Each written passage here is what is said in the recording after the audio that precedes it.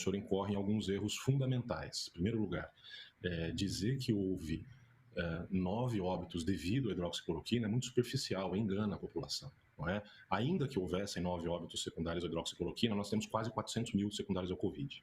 Então começa por aí a conversa. Em segundo lugar, esses óbitos que foram, esses pacientes em fila de transplante devido à ivermectina, isso não tem o menor cabimento, isso já foi desmentido. Não é? São pacientes que tinham diversas outras comorbidades e, além disso, essa nova cepa, que se chama cepa P1, é uma cepa que promove trombose dos capilares hepáticos e, por si só, provoca insuficiência hepática em alguns pacientes. Então, atribuir isso à ivermectina, esses artigos que o senhor deve ter lido, claro que o senhor não tem essa condição de fazer esse tipo de filtro, mas eu lhe digo com segurança que esses artigos foram oportunistas. Então, por favor, não repita isso, porque o senhor acaba envolvido numa situação que acaba depondo contra o seu nome e o senhor é pego de forma indevida e inocente na história. Né? Apenas para dar para o senhor um parâmetro, né, de funcionamento, né, primeiro, não existe kit COVID. Cada paciente tem uma prescrição individualizada. Por quê? Nos homens é diferente das mulheres, nos velhos é diferente dos jovens, no paciente que tem insuficiência cardíaca é diferente do que não tem. Então, são mais de 2 dúzias de fármacos que podem ser combinados para obter o melhor efeito para o paciente. E não é verdade que isso não funciona em país nenhum do mundo. Tanto é que eu lhe convido a acessar, por meio do Google mesmo, o senhor pode acessar um negócio que se chama The Bird Project. BIRD é um acrônimo para British Initiative Research Development. É uma iniciativa britânica que faz estudos sérios a respeito da eficácia, por exemplo, da ivermectina. Além disso, o NIH, que é a entidade que cuida da saúde e da prescrição de fármacos nos Estados Unidos, em 17 de janeiro desse ano mudou a classificação da ivermectina, que eles se posicionavam contrariamente, e passaram para uma classificação neutra, ou seja, o médico tem liberdade de prescrever e não mais ser considerado uma prática, devido às imensas evidências que haviam de benefício e com viés de recomendação.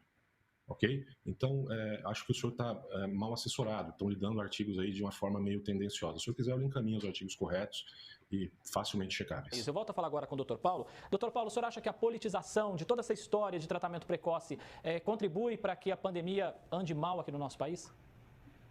Certamente. Agora, vereador, veja, eu não estou querendo desqualificá-lo, não. Eu tenho certeza que o senhor é muito competente, mas na área médica o senhor não tem competência nem formal, nem muito menos legal. Haja vista o senhor não ser médico e não ser habilitado. O senhor não teve o estudo e a formação necessárias para isso.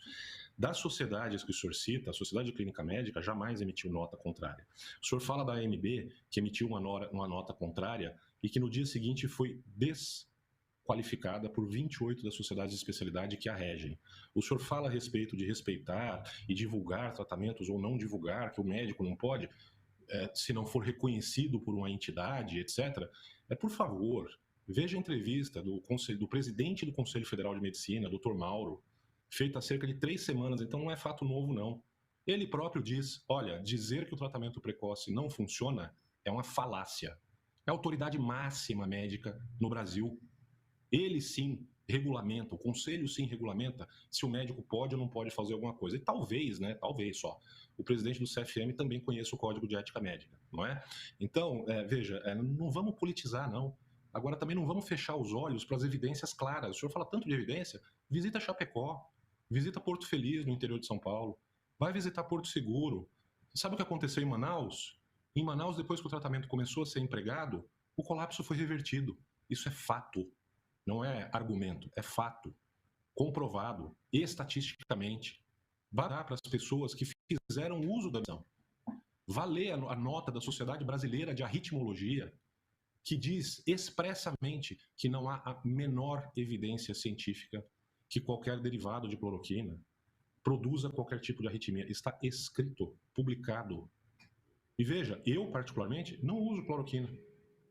Eu uso outros fármacos. Cloroquina é uma das minhas últimas opções. Agora, nem por isso eu vou fechar os ouvidos para ouvir coisas que são ditas de orelha, de pesquisa de Google e vou me calar. O senhor tem o direito de fazer isso. Afinal de contas, o senhor não é especialista, o senhor não é técnico, o senhor não tem a formação para diferenciar o que é falso e o que não é falso. O senhor não tem a condição médica de avaliar se o que está sendo colocado à sua frente é um sofisma ou é uma verdade. Eu tenho. E não é de ontem.